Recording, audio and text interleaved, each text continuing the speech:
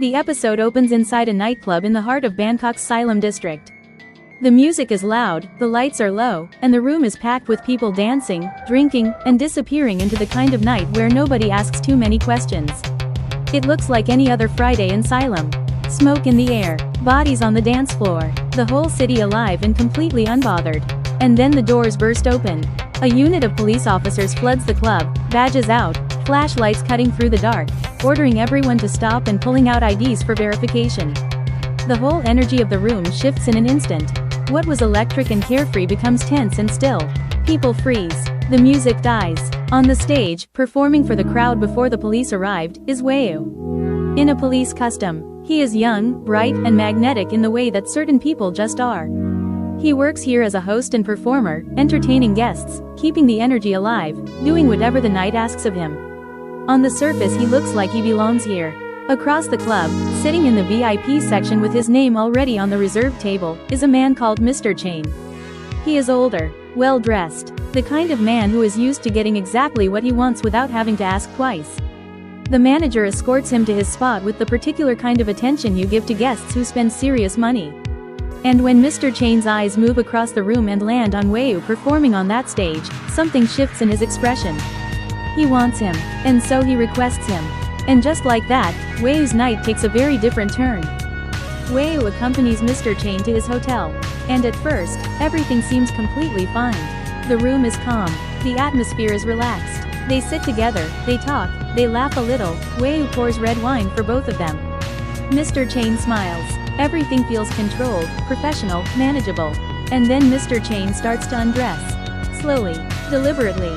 First the zipper on his black trousers, then the trousers themselves, until he is standing there in just a white t-shirt, his back turned, against Wayu. Then he removes the shirt too, revealing his back, and without another word, he walks into the other room and disappears. Wayu sits there for a moment, completely speechless. He does not know what is happening. But he decides to follow him. He pushes open the door to the other room. And what he sees stops him cold. Laid out across the bed, arranged with a kind of disturbing neatness, is an entire collection of things that Wayu was absolutely not prepared for.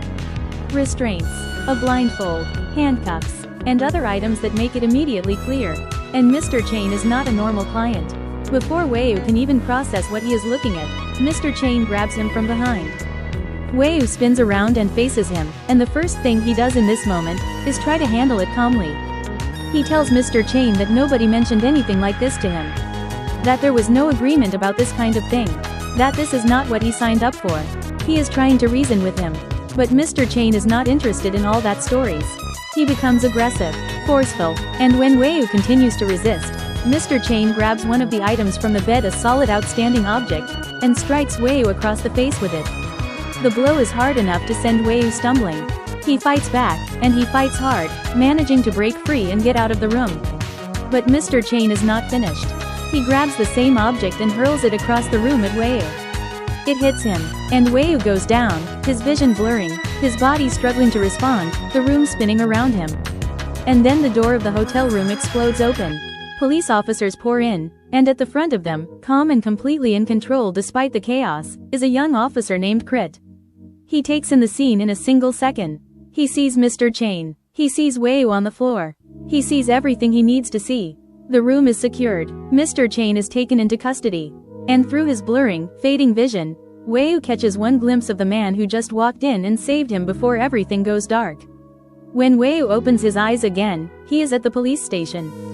His head is throbbing. His thoughts are slow, but the first thing that comes into focus is Krit, standing a few feet away, speaking quietly to another officer, instructing them to detain Mr. Chain formally. But this is not a moment for feelings. Because what comes next changes everything. Wayu is brought into the interrogation room. Mr. Chain is already there.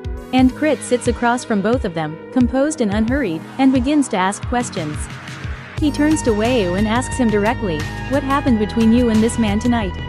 And Wayu, still shaken and still hurting, tells the truth.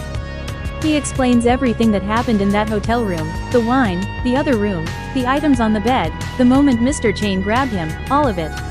He puts it all out there. And then Krit leans back slightly, and says something that drains the color from Wayu's face.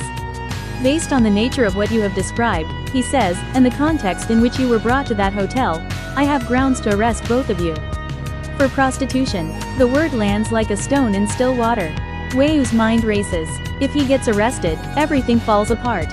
His job, the baby at home depending on him, everything he has been holding together with both hands, gone. He cannot let that happen. He will not let that happen. So Wayu does something that in any other situation would be almost funny. He looks at Mr. Chain. And he calls him his ex-boyfriend. Just like that, without missing a beat, Wayu rewrites the entire story. He tells Crit that Mr. Chain and he have a history together. That this was a personal matter between two people who used to be in a relationship. Not a transaction, not a professional arrangement, just a messy, complicated situation between two exes that got out of hand. And just like that, Crit's hands are tied. Without grounds to hold him, he has to let Mr. Chain go. And you can see it on Crit's face, he knows something does not add up. He is a police officer.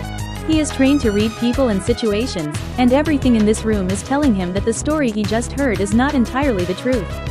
But the law is the law. He cannot hold Mr. Chain without proper grounds. Mr. Chain walks out, and now it is just Crit and Wayu. Crit, without making a big thing of it, tends to the injury on Wayu's head, the wound from where he was struck in that hotel room. Then Wayu realizes his wallet is gone. Lost somewhere in the chaos of the night. He has no money, no way to get home, nothing. And Crit takes him home. Back at the club, the next day Wayu gets into an argument with Sky, one of the other performers he works with. The tension between them spills over into a real confrontation, loud enough that their manager has to step in and physically separate them before it goes beyond that. Wayu and Crit run into each other again. Wayu, because he is exactly the kind of person we now know him to be, did not waste the moment. He started making his move. The two of them get closer, and the air between them changes into something warm. For one suspended moment it seems like something is going to happen between them. And then Crit panics. He pulls back. He gets up. He leaves. Because whatever just happened, in that moment, he is absolutely not ready for it. But the universe has one more move to make. At a restaurant, Wayu spots Crit sitting alone. He goes over. Crit admits that he was supposed to meet someone. But the person is not coming. He has been stood up. Before the moment can settle, another man appears at the table, someone whose arrival makes Crit visibly uncomfortable. And Wayu, without being asked, steps in. He handles it. He inserts himself between Crit and the situation the same way Crit once stood between Wayu and danger. The man leaves. The tension breaks. And at the end of a night that has already had far too much happen in it, Crit is standing downstairs. Waiting. And when Wayu comes down, Crit looks at him and says simply, "I will take you home." If you enjoyed this recap, hit the like button and subscribe so you never miss an episode. I recap BL series episode by episode, so drop this channel on your playlist and come back for episode 2.